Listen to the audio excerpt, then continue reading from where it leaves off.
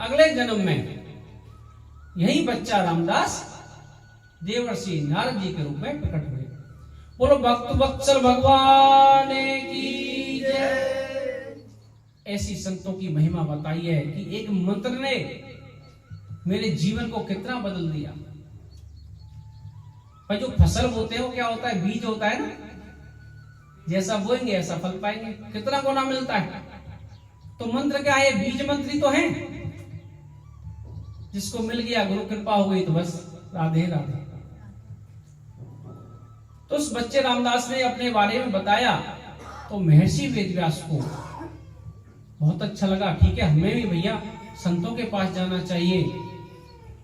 संत मिलन को चालिए तज माया अभिमान। संतों के पास वैभव दिखाने मत जाओ। तुम्हारे वैभव को कौड़ी के भाव रखते हैं संत लोग।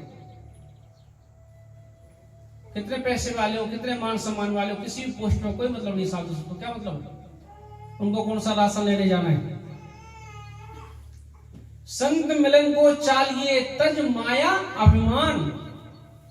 माया बगल में रख दो, अभिमान, अभिमान मतलब मैं कौन हूं, कुछ नहीं है, तुम जीरो हो, जीरो। अगर असलियत अपने अंदर झांक के देखो, जब पता चलेगा हो कौन। साधु संतों को तो सब कुछ पता रहता है, असली धनवान तो साधु संत हैं। संत मिलन को चालिए तज माया अभिमान। ज्यों ज्यों पग आगे बढ़े, पग मतलब कदम आगे बढ़े, कोटिन यज्ञ समान, करोड़ों यज्ञों के समान होता है साधु संतों के पास मिलने जाना। लेकिन कैसे, तज माया अभिमान। जब यज्ञ का फल मिलेगा, साधु संतों के पास सेवा कराने जा रहे हो तो राधे राधे, तो क्या फल मिलेगा। तज माया अभिमान, इन दोनों चीजों को छोड़ के जाओगे तो आपको फल जरूर मिलेगा। राजा दशरथ को कोई संतान नहीं थी।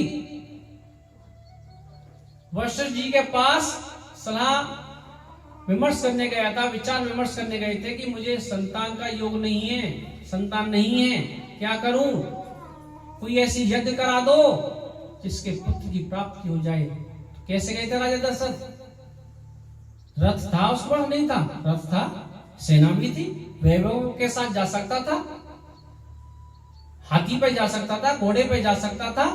कैसे गए थे, एक भिक्षुक बन के गए थे राजा दशरथ, नंगे पैर गए थे, एक भिखारी की तरह, भिक्षुक, कुछ नहीं, ऐसे हाथ खाली। जब उनको चारों पुत्र के रूप में भगवान मिले थे, तो संतों के पास कुछ भी मत दिखाओ, जीरो बन जाओ तो कुछ मिलेगा, नहीं तो साधु संतों के पास से आपको कुछ नहीं मिलने वाला। पानी हमेशा ऊपर से नीचे बहता है, नीचे से ऊपर नहीं बहता। एक गांव में एक साधु आया, उन्होंने देखा कि गांव वाले तो अच्छे हैं, लेकिन देखता हूं उनका भाव कैसा है। तो गांव वाले भी दर्शन करने के लिए आए। साधु के महाराज के भाई साधु संत पधारे हैं, जाके दर्शन करें। हमारे ब्रिज में तो ऐसी है, अगर कोई गांव में कोई साधु आता है तो जाते हैं हम लोग मिलने।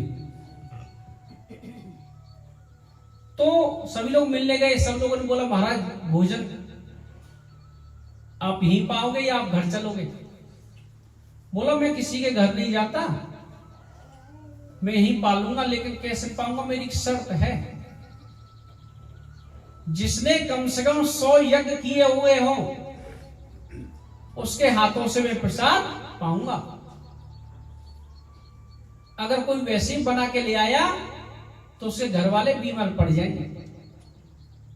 अब गांव में तो कोई ऐसा नहीं कि जिसने 100 यज्ञ किए हुए हो।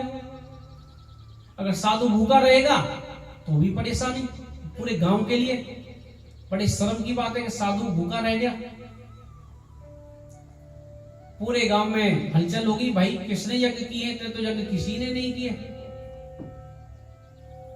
उन्होंने क्या किया, गांव में से एक सज्जन ने अपनी धर्मपत्नी से भोजन बनवाया। उनकी धर्मपत्नी बोली कहाँ जा रहे हो? उन साधु महाराज को भोजन प्रसादी पवाने।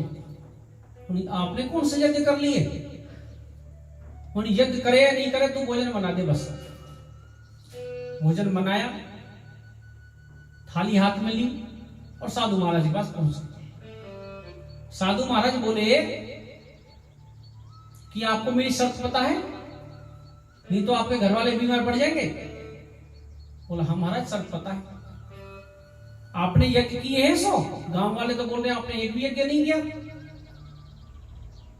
तो सज्जन बोला महाराज मैंने आप जैसे संतों के श्रीमुख से सुना है, संत मिलन को चाहिए तज माया मान, ज्यो ज्यो पग आगे बढ़ू कोटिन यज्ञ समान। तो महाराज मैं तो पैदल चल के आया हूं, कितने कदम हो गए मुझे तो पता नहीं, आप हिसाब लगा लीजिए और आप प्रसाद पाइए। साधु महाराज बड़ा प्रसन्न, ये सत्संग का प्रभाव है, साधु संतों का प्रभाव है। बड़े प्रसन्न हुए, प्रसाद पाया। तो महर्षि वेदव्यास को समझ में आ गया। देवर्षि नारद जी ने कहा आप संतों की शरण ले लो, तभी आप पुराणों से आगे बढ़ सकते हो। संतों के संग पुराणों से आगे बढ़ सकते हो। कोई ऐसे ग्रंथ